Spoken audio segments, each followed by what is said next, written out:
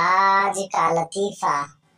मस्जिद में ऐलान हो रहा था कि एक बच्चा मिला है, जिनका है, आकर ले जाएं। तो एक पठान दौड़ता हुआ आया, कहने लगा, मुझे भी दिखाओ जिन का बच्चा कैसा होता है। दूसरा लतीफ़ा।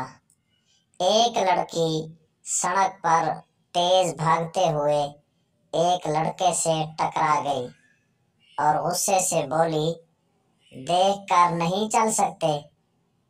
क्या सड़क तुम्हारे बाप की है? लड़के ने सुकून से जवाब दिया, नहीं मोहतरमा, सड़क तो आपके बाप की है, मुझे तो जहेज में मिली है।